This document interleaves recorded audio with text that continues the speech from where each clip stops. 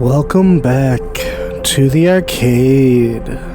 As always, my name is Sean, and today we're starting a brand new series with Citizen Sleeper 2, the Star Wars Vector.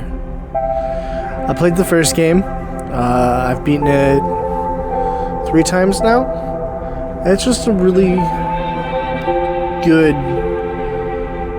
dice roleplay game where you have so many dice in a day and can perform a certain amount of actions, and what actions you perform will depend on where the story goes, and what actions you choose not to perform can go away depending on time. And there's clocks that you have to do certain things in time, and it's just a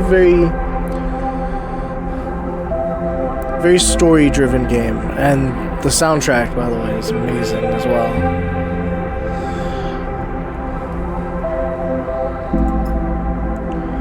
So we're going into this completely blind. We'll be experiencing this with everybody as we go through it. Let me know in the comments down below what you think of it and if we should continue this series. Let's start. I think we'll go ahead and we'll go with normal for the first time. We'll do a risky for the first time. Now, how many classes are there? Is it just that's 3? There are 3. Okay. So we have Rally or Extractor. Extractor sleepers are built to work at the coal face of corporate resource extraction. Often in hard vacuum environments, extractors have a high level of physical endurance, but their confidence means they struggle with tasks requiring intuition. Their rally skill allows them to motivate those in their team, boosting their crew dice. Sleepers assigned to extractor work are often confident, self-sufficient, and have a high level of endurance. So sleepers are androids. They are cyborgs. They're robots with AI. And depending on what class we choose depends on what bonuses we get. Can we see what the bonuses are? No, not yet.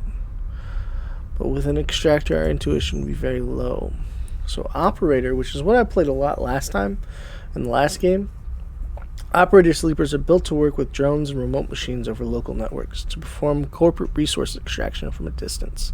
Operators have expertise in working with interfaces and computer systems, but are more physically fragile than other sleepers. Their reboot skill allows them to hack their own system to reroll dice, a risky but potential powerful move.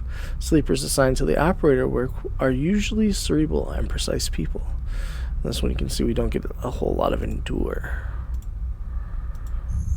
And lastly, we have the machinist. The machinist sleepers are built to repair and modify automated systems used in corporate resource extraction.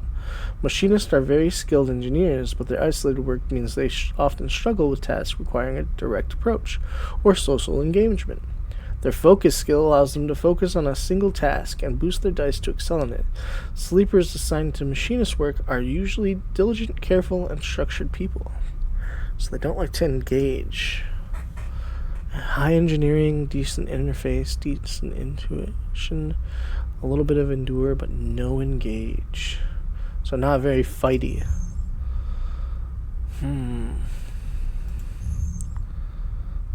You know, I did the operator a lot last time. I think this time we're going to go more of a direct approach. We'll go with the extractor.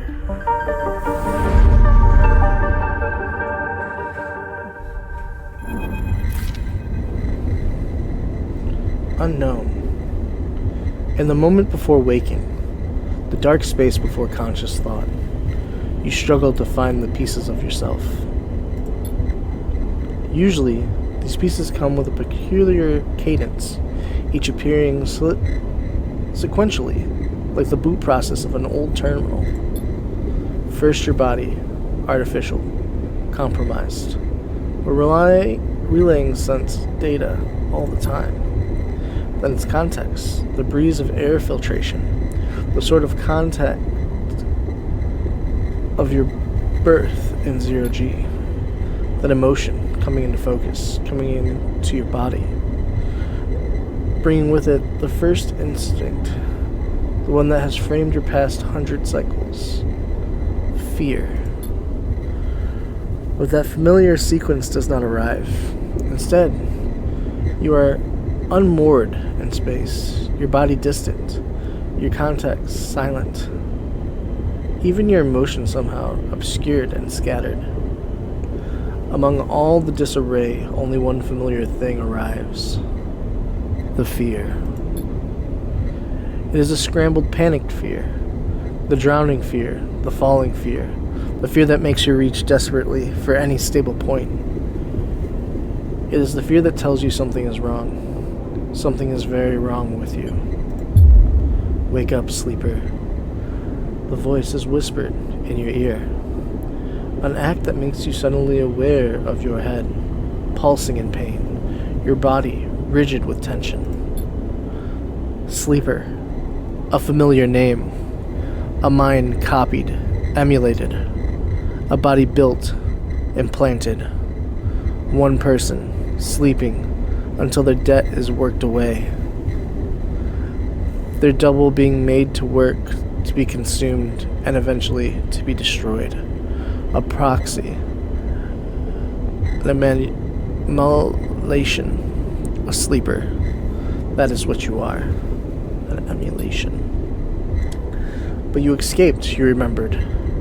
That now. Broke free of your corporate creators. SNARP. In search of your future.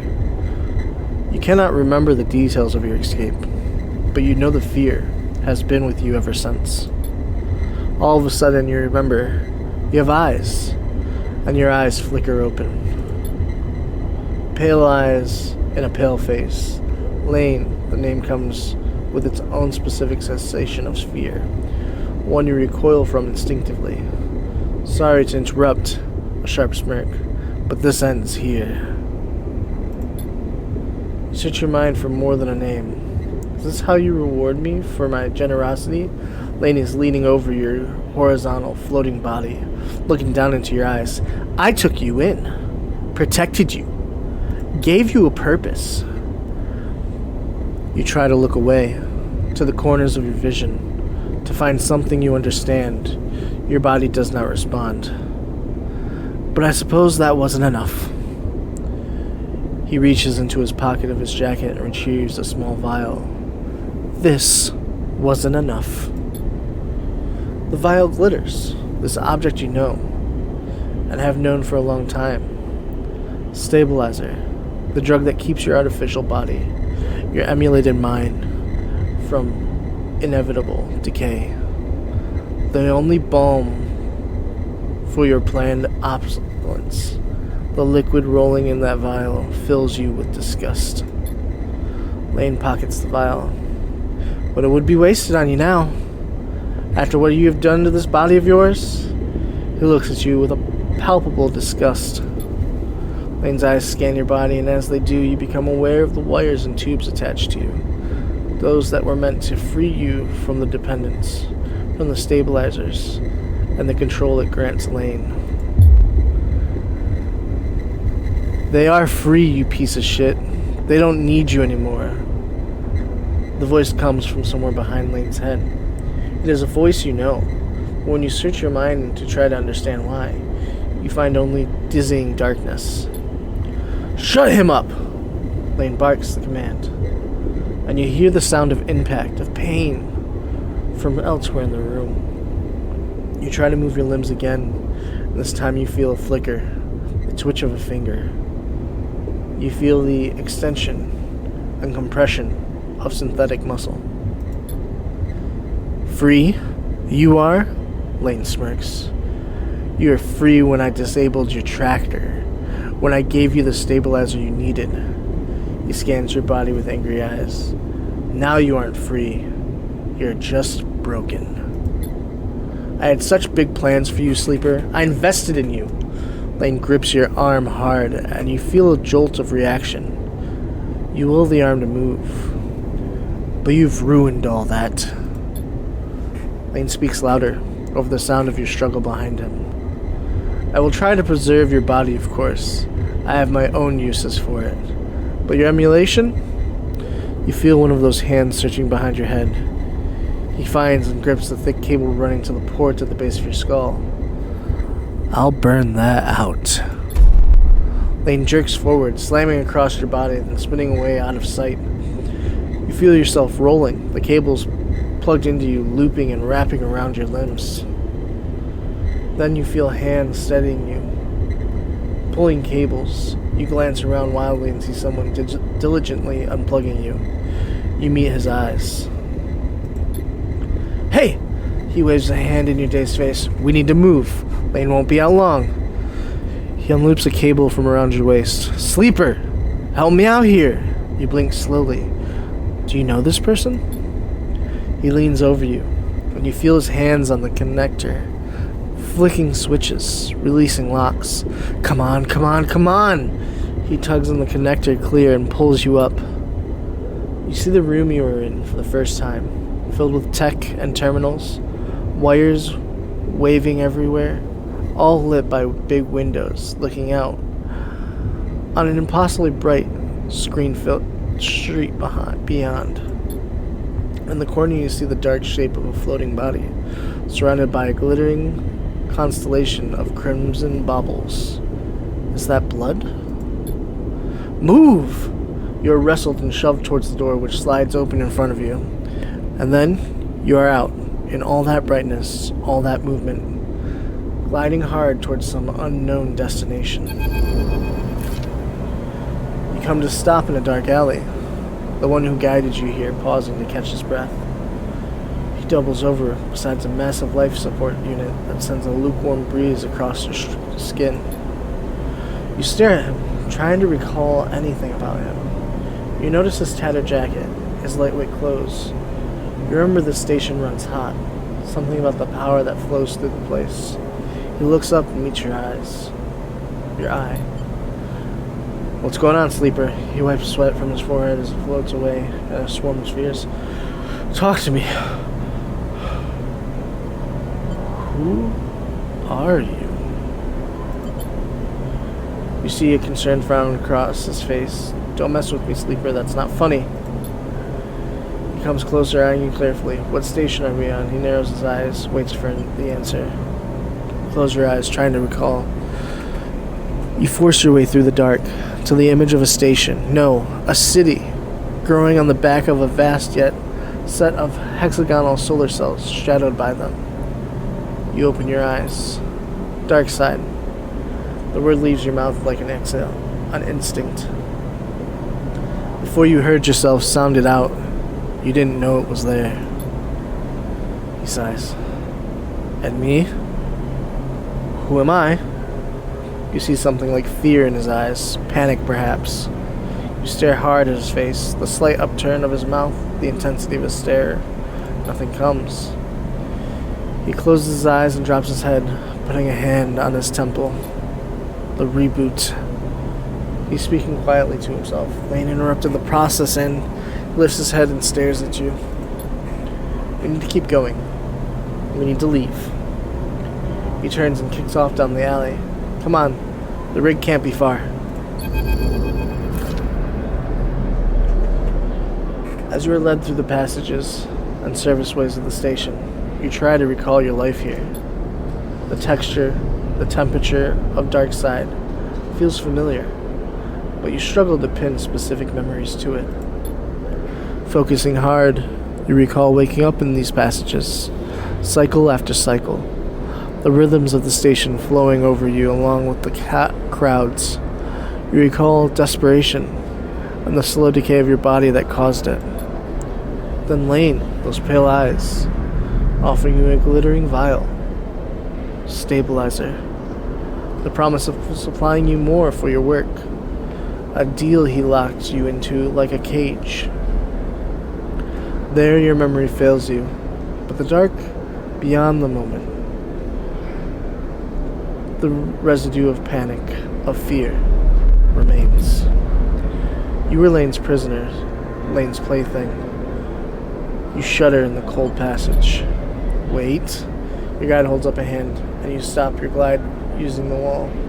Behind you see the tunnel opens up into a wide open bay with a few doors leading to cylindrical tunnels. The docks. They're watching the rig. He nods towards the docks. And you see one of those doors has a couple of figures flanking it, one covered in ornate tattoos, the other with bright silver implants along their cheekbones. Gustavo, Lane's guys. He looks at you and shakes his head in frustration. All this? It's not coming back to you, is it? Something catches your eye and you see he is playing with a coin, nervously turning it over and over in his fingers. He sees you looking and slips it away. He places a hand on his chest. I am Seraphin, alright? He looks pained when he speaks. Lane, he was our captor, both of us. We did this so we could escape.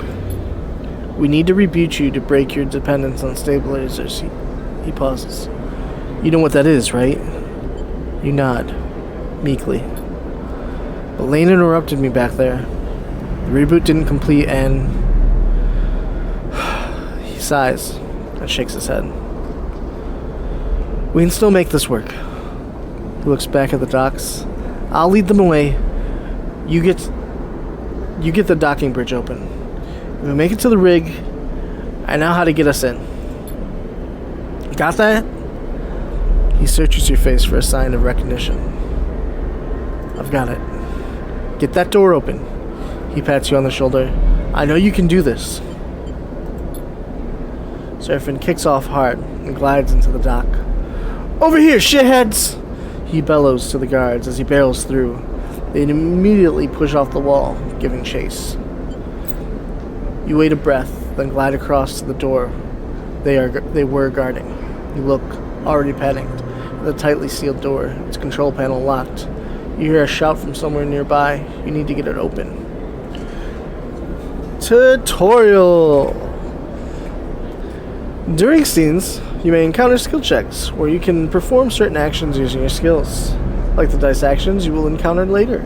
Skill checks have a positive, neutral, and negative outcome. The better the rating of your skill, the more likely you will succeed on a check. The odds of success are displayed when you select the check. You see more info in the guide section, the pause menu. So, this is one of our options. We have a 50% to get a neutral effect and a 50% to get a negative effect. Or we can try to break the seal, which we have 25% positive, 50% neutral, and 25% negative. And this is where that clash choice becomes so important. We'll try to break that seal. Negative outcome. You just gain some stress. As your stress increases, you will have a higher chance of taking damage to your action dice each time you roll them.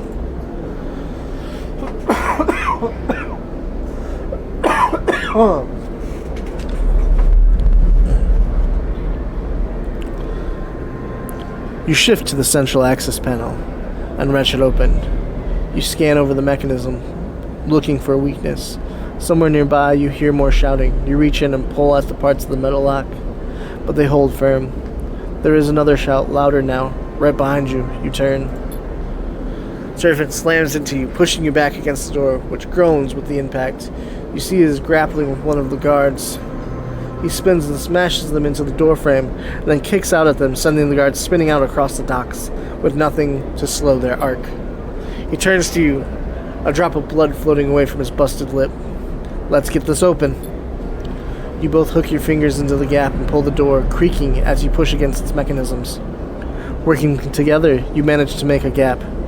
You slide through just as the other guard arrives. You slip through the gap, wrestling yourself free of the guard's grasp. Seraphin is already at the rig's door, inputting an entry code. The rig's door scissors open, and you both rush inside. Quickly! Seraphin grabs you by the arm and drags you up to the cockpit, the ship's layout hazy in your mind.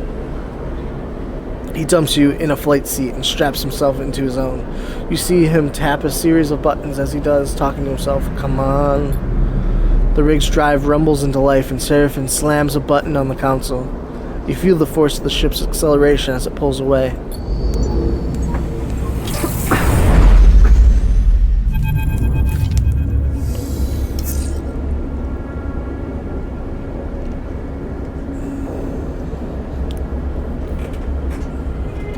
The rig, your refuge in the belt. As the ship glides into place on the connecting bridge, its automatic systems nudged there by the port's docking protocols, you feel a sense of relief. Seraphim burned hard out of dark side.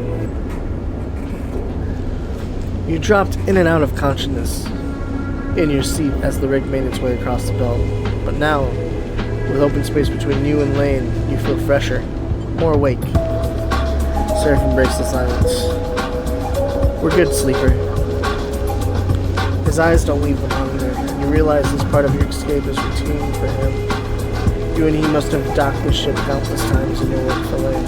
The problem is you don't remember any of them. We made it, he whispers, closing his eyes and letting out a sigh. We certainly did. Stay silent. He shakes his head and unclips from the pilot's seat. Seraphim reaches up, flicking through a set of switches in a practical fashion, completing the shutdown. You watch a little frustrated with your own uselessness. Running the rig, you realize it's just another thing you've forgotten.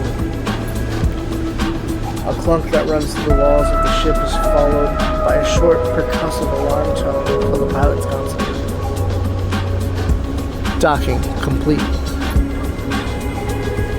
Seraphim kicks off from his seat, twisting as he glides past you towards the back of the cockpit. His hands find the rails on either side of the door and he pauses, facing the corridor beyond. He turns back to you, backlit by cold cyan. We need a plan, he glances around. Wayne's not going to let us slip away quietly. He sighs. Talk. Seraphim furrows his brows. Not now, Sleeper. We need to forget. He flinches, the words coming out wrong. We need to focus on something other than us. Besides, we need to survive this thing first, and maybe we talk.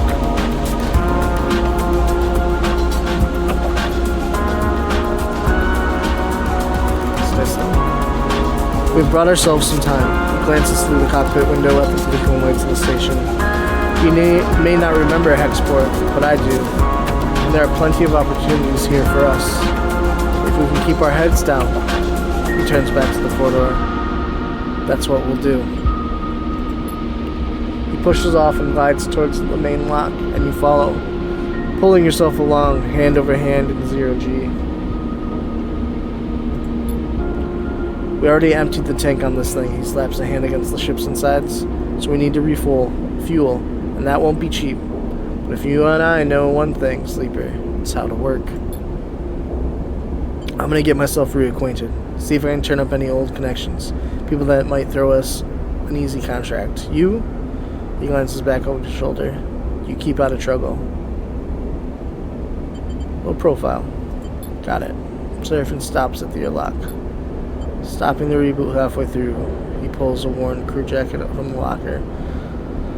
Starts pulling it on. We don't know what that did to you. He jams an iron into the sleeve. I don't want you passing out, and he stops. Don't baby me. Seraphim shoots you a glare. Fine. He grabs another crew jacket and thrusts it at you. Just put the damn hood up, will you? You take it and slip it on. Thank you. Seraphim nods. He stabs at the buttons to open the lock. The inner door hisses open, and Seraphim glides through. Wait for a little bit, then leave. Anyone looking for us will be looking for two people traveling together. He looks at you in your own worn crew jacket, a limited disguise for what is clearly a sleeper. We meet back here later. Any trouble? Same thing. Meet here. He surveys your disguise again and shakes his head. This is a shitty idea. He gives you one last look. Maybe find yourself something to eat. Suddenly you recognize Seraphim's instinct to look after you. A flash of a relationship now lost to the reboot. Catch! Seraphim throws a handful of something towards you. Manage to grab the projectiles, and when you open your hand, you see a stack of cryo chits. Those should get you some food. We'll need some more for fuel and supplies, he grimaces. This means odd jobs on the station for both of us. Seraphim kicks off and glides down the docking bridge. Don't go too far, alright? He shouts as he leaves. Take it slow! And with that, he is gone, leaving the connecting bridge and heading into Hexport docking concourse. You wait for a moment in silence. Think about Seraphim. Think about Lane. Make a plan. I think we're gonna make a plan. Try to think ahead of what might be coming. You'll need work. That's the first step. But then, what then? Lane will be coming eventually. The sooner you can put some distance between you and Hexport, the better. So that's the plan. Rest, resupply, and run. You shake the thoughts from your head and pull the jacket tight and see what Hexport has to offer. You kick off and glide into the port. Now, we've gotten through the beginning, the epilogue, and kind of into the tutorial. And how it works is we have dice up here at the top. We can perform 5 actions a day if we get all of our dice. That depends on how well we sleep, how well we eat, and how well we take care of ourselves. This game runs in cycles, during which you can perform actions with your dice, use cryo to buy food, fuel, and supplies and items, and progress clocks towards new scenes and events. You can review tutorial at any time.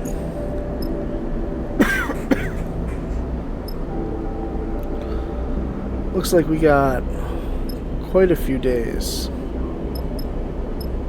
before we can do anything. Well, quite a few days for a cycle to happen, an event. We have the Hexport docks.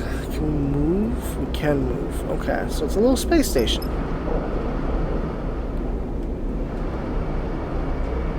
Looks like a bunch of cranes and like warehouse area. Hexport docks, busy way station. Hexport exchange. Well, we're coming off. Going to the docks. By assigning your action dice. The higher the dice you assign, the more likely you will succeed at the action. But your dice will be modified by your skill. Your skill modifier for the action is displayed on the right, and will reduce or increase the value of the dice assigned to the action. Like skill checks, dice actions have 3 outcomes: positive, negative, and neutral. Each action is also rated safe, risky, or dangerous based on the outcome it has. The more dangerous an action is, the more severe both its rewards and consequences are. Hexport connections. The Hexport dot comes with life. There are contracts to be made. Here you are sure of it. So we can chat with the crew. There are plenty of crews milling around the docks and moving cargo. That could be a good source of info. We can explore the docks, and it's dangerous. This one's risky, but this one has danger. Hexport's docks are a dizzying mess of braided cables and flickering signage, filled with busy spacers. Exploring is more both thrilling and intimidating.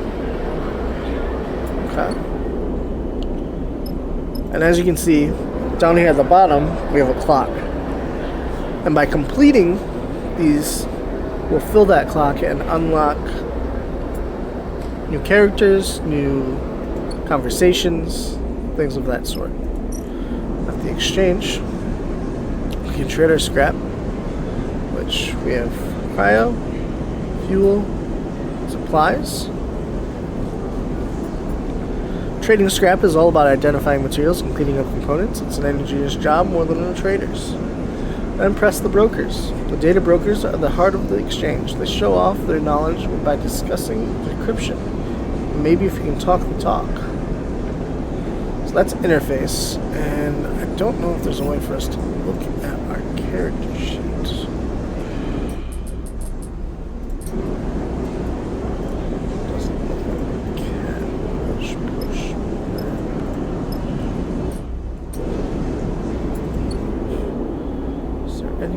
Ah, here we go. Character screen. On the left, use grades. skills and everything. So, rally. +1 stress, +2 to lowest crew dice. So I get a stress, but at +2 to the crew's dice. -1 crew stress unless full. +1 to affected crew dice. Okay. We have no points. So our intuition is bad. We have great endure, decent engineering, and decent engage. Our interface is not good.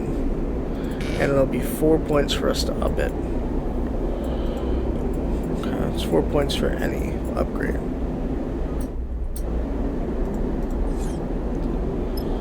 Well, rig is your ship and home in the starboard belt. Rig is docked at the hub. There are multiple areas you can visit. Bunks, use dice to reduce stress. Galley, use supplies to regain energy. The locations will lock as you play. While the rig is at the dock of the hub, your crew will also help to gather resources to contribute to the upkeep of the ship. You can choose which resources they should focus on in the crew task menu to the left. They have a random chance of acquiring it at the beginning of the following cycle. Seraphim. On jobs. Cryo. This clock is the cycle clock. Progress towards an event each time. You put some distance between you and Lane, but you are sure that he'll close the gap as soon as he's able. So I think if this clock completes, Lane shows up. So we can have Seraphim, I think, is showing that he has engage and endure. Yeah, engage and endure. You can get fuel or supplies. So we're going to have him do cryo for now until we see what we are able to get. This is where we can end cycle. Rig gallery. Make a meal with supplies. Okay. Bunks. Rest and recover. To get rid of stress, which I believe is this up here.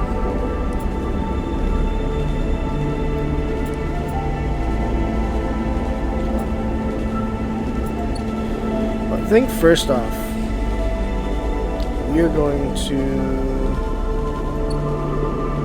go to the docks and do some walking around. We're going to use a 4. Start the action. Export. As you can see, we get 1 point on the clock. You join a few spacers resting in the dock and pick up a few local tips.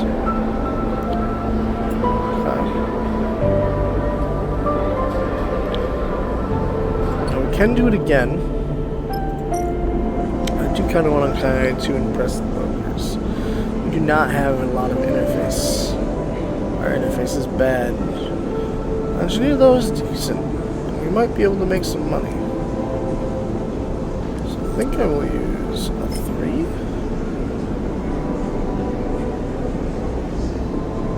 To possibly make some money.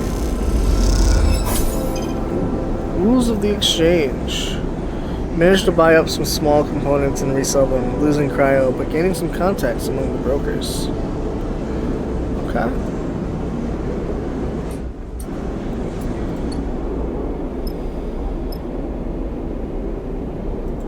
Kind of want to get bunks. This is safe. So rest, or at least try to. Compact bunks the grid. Distress when not on a contract. Let's go ahead and try. Minus stress. We got rid of our stress. Okay.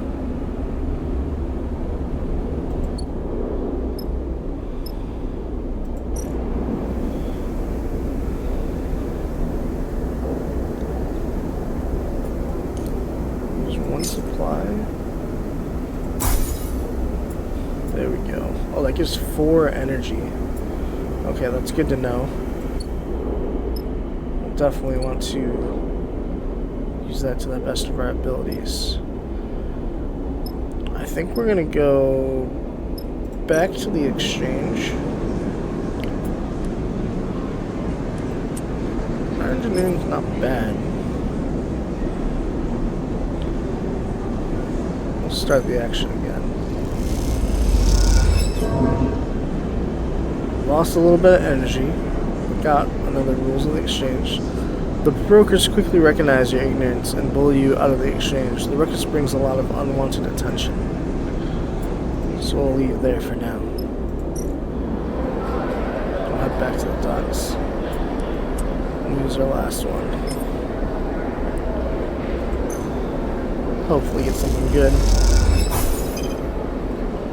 It's a neutral outcome. Join a few spacers resting in the docks and become local. That's about it. Okay. So we've spent all of our dice, which means... something did open up. We have two things that opened up. The trade hall. We can buy fuel.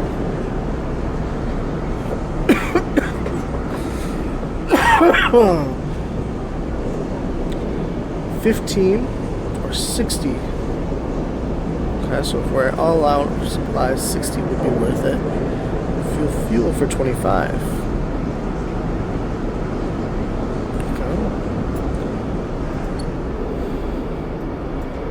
Definitely be coming back to there. The Benz. Play Star and Stroker. S&S is a spacer gambling game played with custom magnetic dice. Chits are stashed in symbol-marked cans, and winning is ruthlessly luck-based.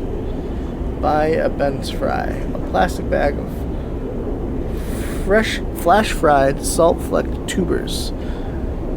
The Benz Fry brings spacers back to the scattered tables of the bar, cycle after cycle. We'll have to check this out tomorrow. So, once we're done spending all of our dice and performing our actions for the day, we end the cycle and go on to the next day.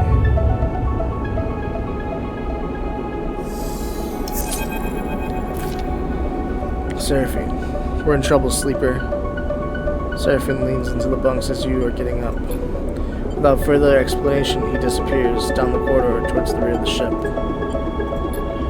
You drift out into the passage, pulling on your clothes and glide down the length of the rig.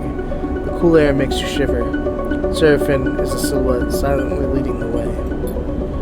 He stops at the far end, diverting through a side door, shooting you a glance as he does. You find Seraphine inside, holding one of a tangle of arm-thick tubes that are waving in the zero-G engine room. You know what these are? No, tell me. These are the engine's feed lines. He waves one in the air. And before you ask, no, they aren't supposed to be waggling loose. What did you do? Seraphine laughs. Oh, I see how it is. These must have been broken loose when we pushed the ship hard on our way out of Darkside. He looks at the mess. We're lucky the reserve tank is empty, otherwise, he shakes his head. Would have been bad. But he pushes the pipe to the side.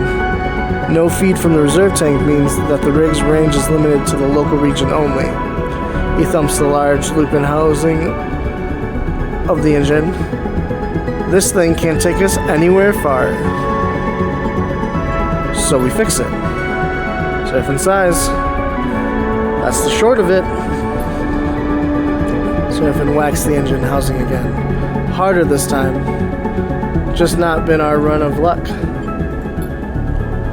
He turns and starts gathering the tangled feed lines, his frustration evident in the violence of his movements.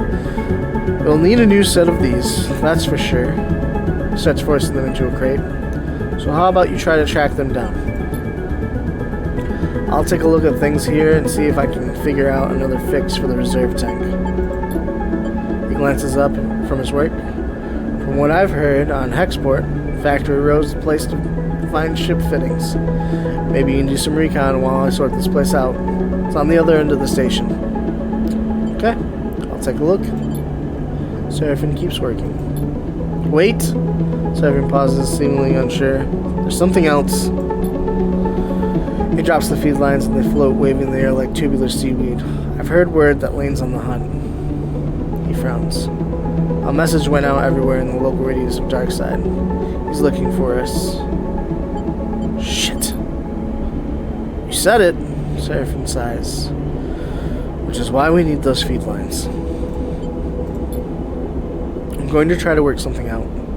Maybe I can improvise a solution. I don't know. He looks down. I'm no ship fitter. While I do, you go hunting. See what you can turn up, okay? He smiles, a weak smile. Get going. You leave the engine room. The clanking sound of Seraphim's cleanup efforts echoing through the ship. Fuel feed lines.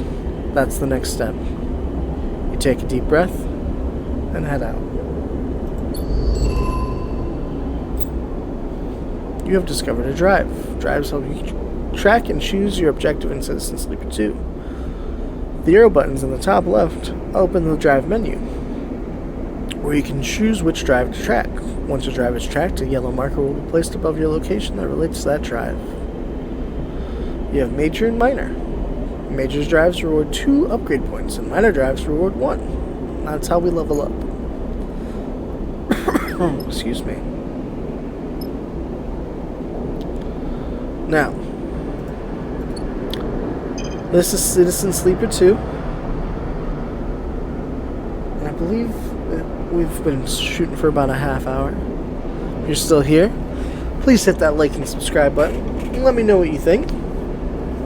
We'll start the next episode on our second cycle and see what exactly this universe and this space station hold for us. As always, thank you for coming to the arcade. Goodbye.